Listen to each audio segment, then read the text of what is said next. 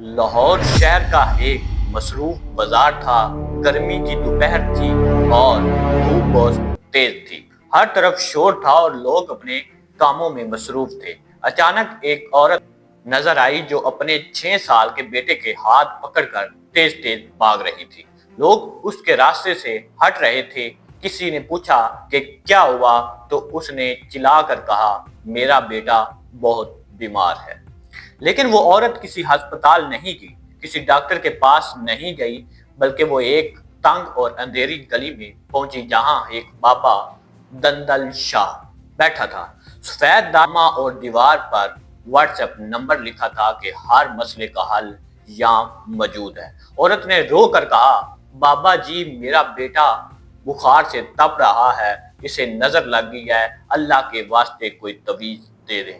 بابا نے بچے کے گلے میں ایک کالا دھاگا اور کاغذ کا ٹکڑا باندھ دیا اور کہا، 3 دن میں سب ٹھیک ہو جائے گا۔ جانتے ہیں اس ایک دھاگے کی قیمت کیا تھی؟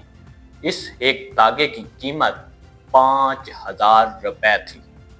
اب سوال یہ نہیں کہ اس بابا نے کتنے پیسے لیے، سوال یہ ہے کہ کیا وہ تعویذ بچے کو ٹھیک کر سکتا ہے؟ آپ کو سن کر حیرت ہوگی کہ پاکستان میں ہر سال تقریباً 5000 کروڑ روپے صرف تعویذ پر خرچ کیے جاتے ہیں۔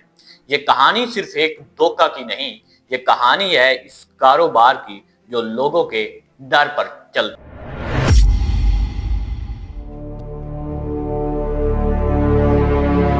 تعویذ کا مطلب ہے مضبوط کرنا یا حفاظت کرنا۔ یہ سلسلہ آج سے نہیں بلکہ 5000 سال پرانا ہے۔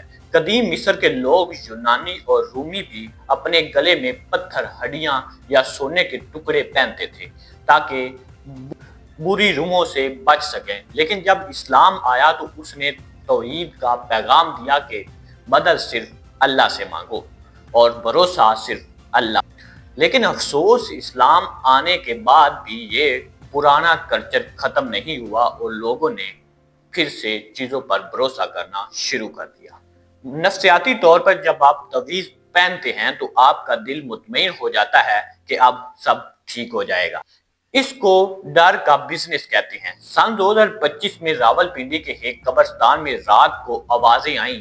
جب پولیس پہنچی تو دیکھا کہ وہاں کوئی چور نہیں بلکہ ایک ڈھونگی بابا ہے، یاسین بخاری، قبر کھود رہا تھا اور اس کے پاس سے جادو کے تعویذ اور انسانی پتلے ملے۔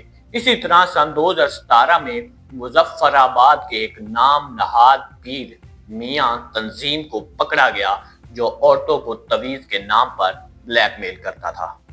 یہ وہ مافیا ہے جس کے بارے میں ہم بات کرنے سے ڈرتے۔ ہمارے نبی پاک صلی اللہ علیہ وسلم نے فرمایا، جس نے تعویذ لٹکایا اس نے شرک کیا۔ تعویذ لٹکانا اس لیے بھی غلط ہے کیونکہ آپ اس کے لیے غسل خانے یا ناپاک جگہوں پر بھی جاتے ہیں جو قرآن کی بے حرمتی ہے۔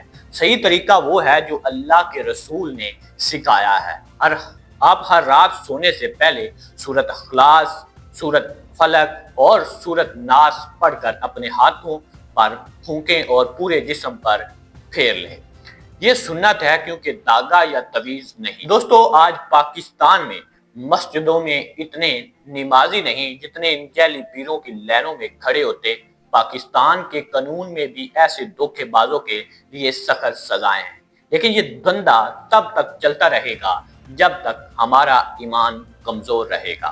یاد رکھیں، جب یقین کمزور ہوتا ہے تو دھوکہ مہنگا بکتا ہے۔ آپ کا اس بارے میں کیا خیال ہے؟ کیا آپ نے بھی کبھی ایسا کوئی واقعہ دیکھا ہے؟ تو کمنٹس میں ضرور بتائیے گا۔ میں ہوں صابر حسین اور آپ دیکھ رہے ہیں صابر وسیر آفیشیل۔